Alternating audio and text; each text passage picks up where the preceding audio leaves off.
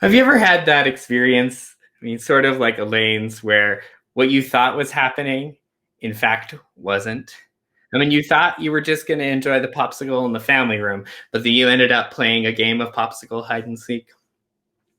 Well, one of those days for me, I remember, was early on in my time at seminary. I mean, it was in that opening week, that week where you're trying to find all your classes, you're assembling all of your books, you're figuring out which way is which, you're meeting new people in a new place. I mean, there's a lot of pressure of friendships and navigating the newness of the space. And I remember walking into the cafeteria and looking at the menu because I was starving. Now, I've been a vegetarian for 15 years, or since I was 15 years old. So I'm really used to scanning a menu and figuring out the two things I can eat and the one salad that I can eat if they take off the chicken. And so I was scanning the menu and I realized that there were two things that I could eat. And I had already eaten the falafel sandwich a few times that week. So I opted to go with the second one, which was a mushroom veggie burger. So I'm received my burger and I go and sit alone at a table. I mean, I'm still trying to meet new people. It's not happening that fast. And the moment happens when I take a bite of the burger, when I realize that what I thought was happening was in fact not happening. Because the burger that I thought was made of mushrooms, or was in fact a mushroom, was in fact a beef burger that had mushrooms on top of it. Yeah. Ooh. And the way I had found that out was not through careful inspection of the product in front of me, nor careful reading of the sign that I looked back on just to double check. The way I found out was that taste of fatty beef that I hadn't tasted in a very long time. Now, I became a vegetarian at 15, not because of some medical condition in which if I ate meat, bad things would happen, but because of the ethics of animal consumptions and the environmental impact. And yet, there I was, having taken my first bite, and I was stuck in a real quandary. I mean, what should I do? I mean, if I return it, if I went up and clarified my mistake, I know they would refund my money and they would offer me that falafel sandwich again, but that burger would go in the trash. Boundaries are simply distinctions. What's yours? What's mine? What's right? What's wrong? What's ours to hold and do together, often clumsily.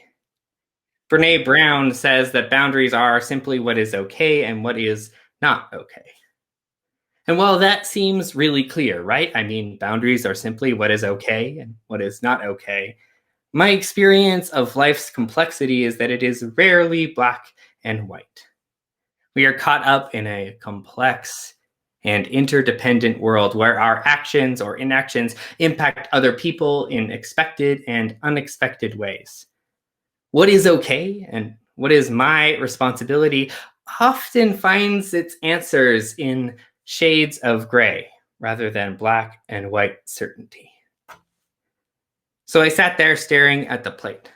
I knew that nothing I could do in that moment could prevent that patty from ending up on my plate. There was no going back.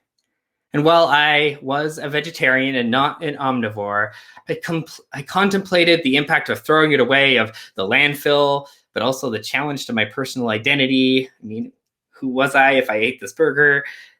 But I also was like, well, if I ate it, I haven't eaten meat in a really long time, so it's probably going to be uncomfortable, but aren't I in some way honoring the sacrifice this animal made to, make use of this mistake that was mine? I mean, isn't it my responsibility that I wasn't reading carefully enough or asking the right questions to consider?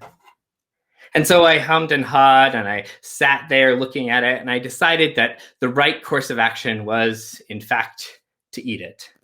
And so I did. And I can't say I enjoyed it. I can't say that it was a good experience. It really wasn't.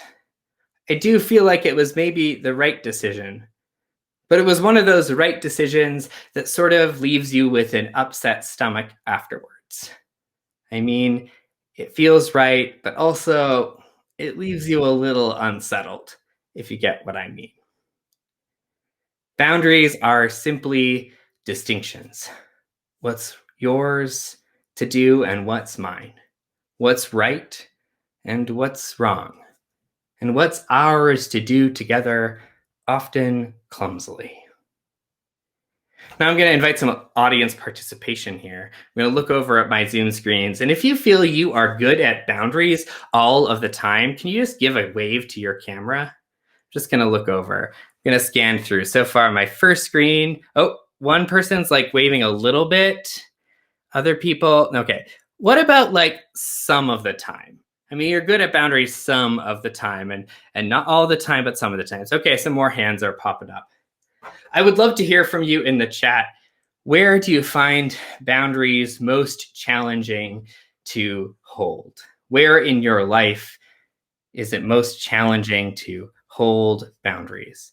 Because often I think for some of us, we can be incredibly boundaried in one area of our lives, and it can be more difficult in others. So I'd be curious to hear with family, with self-care, with immediate family, with direct requests from others, right? Someone's turning to you and say, hey, can you do this? Relationships that are the hardest with myself, my kids, my husband, with our relationships, when there are emotions involved, right? With adult children, when it interferes with fun. Oh, when my boundary might hurt someone else's feelings, with our past partners, when my partner is struggling. Boundaries are challenging. They're challenging for all of us. So if you are sitting here saying, I'm really struggling with boundaries, know that you are not alone. You can see in the chat that people are with you saying, it's hard for me too. I mean, maybe you're right now in a relationship with someone of a different political affiliation than yours. I mean, you love them and you know them to be a decent person, but their politics sort of abhor you and you don't know how to reconcile that of what you should do and say when you disagree. Or maybe you're struggling with how to be in relationship with someone who struggles with mental illness or substance use. I mean, how can you love yourself without exposing yourself to cycles of abuse or terror? Where is the line between helping and enabling? What can you do to make recovery easier, knowing that it is not your responsibility and that it is, in fact, theirs? Maybe you're in a relationship and you've been hurt over and over again, and the other person can't or won't take responsibility for their actions, but you love them. And so you're struggling with knowing, what does love call me to do? What are the boundaries that are right for me here? So many of us struggle with our boundaries. We're afraid of what people will do if we ask for what we need. And we're afraid we won't be able to give others what they feel like they need if they were to ask. We don't know how to find the right boundaries and relationships, to find that place of humility, that taking up not no space, but the right amount of space, not only for ourselves, but for other people. And we often or sometimes use boundaries as a way of avoiding taking responsibility for what is ours to do. Holding boundaries to prevent ourselves from experiencing pain or for living in that interdependent way in which other people depend on us, which is in fact a human way. We use boundaries to cut off connection and struggle because it feels too much. I want to say here that there shouldn't be judgment for our struggle with boundaries because it is a human thing to struggle with. We all struggle. So if you are sitting here feeling bad about your struggle with boundaries, the ones that are too high, the ones that are too low, I want you to hear in this community that we struggle with this too. And that it is our work together to be compassionate with ourselves, knowing that this is hard work. It is hard work, especially in the times of COVID. I mean, how many of us have had struggles with friends or family members who differently interpret what safety means or what social distancing means. Or how many among us find it easy to hold the boundaries of only meeting with people masked and outside when the weather is nice.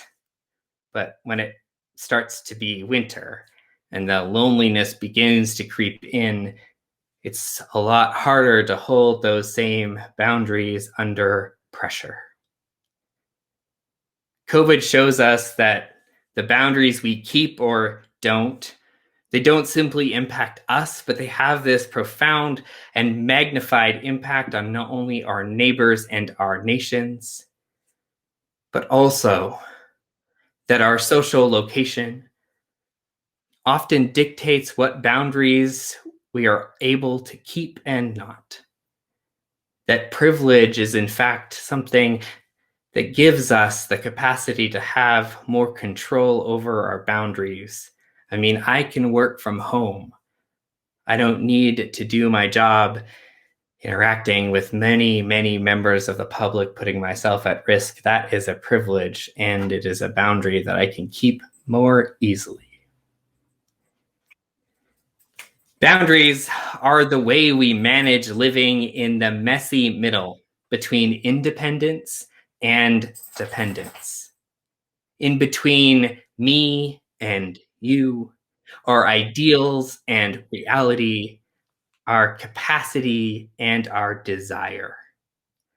Boundaries form this protective barrier around ourselves, defining what lines we will not cross, setting requirements for how others treat us. And boundaries are necessary because we do need other people to survive and thrive. We need each other. And boundaries help us figure out what that togetherness looks like. Navigating that complex, not straightforward reality of what it means to need each other. Need each other. And yet, togetherness is its own sort of pain. It's not easy for us to exist in this togetherness. Often our expectations of others go unfulfilled. We let others down, others let us down. There are moments in time that leave a lasting trauma upon us that whispers danger each time we get too close. Togetherness is painful because it means realizing that we can't control anyone but ourselves. Togetherness means coming to terms with that it is not easy or simple to stand apart from others. It is not simple or easy to know where I begin and you start. Often, those of us who struggle with boundaries struggle in one of two ways. Some of us take too much responsibility for the emotions and actions of other people. If you're one of those people that struggles because you want to make people happy, which I saw in some of those comments, that maybe this is your place of struggle. And then there are those who expect others to take too much responsibility for our emotions and actions. We can be inconsiderate, neglectful, abusive, abusing the power of our relationships for our own gain. Boundaries are simply the practice that gives structure to our relating, to facilitate, to make easier the pain, trauma, and confusion of the reality of our togetherness in this life.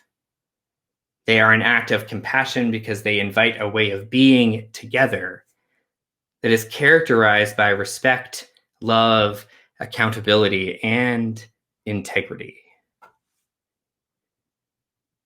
Social worker and storyteller Brene Brown says that her question as it relates to boundaries is, what boundaries need to be in place for you to remain in your integrity and make the most generous assumption about other people? What boundaries need to be in place for you to remain in your integrity and make the most generous assumption of other people? For you are not expected to keep being hurt by other people or to stay in relationships that are toxic or harmful. Respecting the worth and dignity of other people does not mean people act without accountability. Other people's feelings are not your responsibility. Your integrity matters. My integrity matters. And you are not responsible for making the world right, nor are you responsible for other people's thoughts or actions, but you are responsible for what you bring into this world. Boundaries are merely distinctions. What's yours? What's mine? What's right? What's wrong? And what's ours to do together, often clumsily. For when we take responsibility for other people's thoughts and actions, it actually takes away their growth process that is their own and is needed. Henry Cloud writes that protecting people from the consequences of their bad behavior actually enables that behavior because it doesn't allow them to learn from those mistakes, to hear the impact of their actions. That enforcing a boundary can mean not protecting someone from the consequences of their own actions. It is the ability to say, not my circus, not my monkeys. And yet, this is a challenge, right? I mean, I am not you, and you are not me. And yet, there is something called together that we are. It is hard to discern where you start and I end, because in so many ways we have these experiences of a greater we, this togetherness that this boundaries necessitate. Because in togetherness, we experience the fluidity of our existence that breaks down this simple binary between you and me. It's a fluidity that confounds the normative narratives of our independence and relationships as transactional, because we experience the porousness of our beings. It's not right nor wrong, good nor bad, it simply is. It is the fluidness of the we that is a family, the we that is a sports team or work team, the we of a local community, the we of a nation, the we of being a part of all that is. This togetherness, this we challenges us because it reminds us that we are not simply here for ourselves. It means that integrity comes not simply from living only from ourselves. As Black healing justice visionary and practitioner Prentice Hemphill writes, boundaries are evidence of our interconnection, not a denial. They are an important skill for just relationships because both trauma and oppression obscures and mistakes the true capacity of ourselves and the other. Boundaries invite us to consider the type of living that is not codependent nor independent, but rather interdependent, that honors the integrity of each part of the relationship, as it also honors the greater tapestry that all of those parts build together. When I was in college, I got to know a guy whose name wasn't Richard, but I'm going to call him Richard. Richard was part of a program called Circles of Support and Accountability. He was our core member. Now, a core member was someone who in the past had been incarcerated for crimes of a sexual nature. And the core member in this program of Circles of Support and Accountability was surrounded by a village of people for support and accountability. We would meet with him in his home. We would share meals. We would talk to him about his treatment plan. We would make sure he got to appointments. We would share jokes. We would go for walks. Now, it's maybe the opposite of what most people imagine for what society should do for former sex offenders, especially those who offend against children. It is our impulse much of the time that we think that the boundaries that we should maintain for the protection of our community would mean disconnection of the person who had caused the harm. Boundaries are often seen as a no, but behind every compassionate boundary is a deep and life-affirming yes. The goal, the yes, of circles of support and accountability was found in their two foundational statements of their integrity, which is no more victims and no one is disposable. No more victims and no one is disposable. For the theory behind circles of support and accountability is that those who have offended are less likely to reoffend if they are caught in a fabric of relationships of care and support.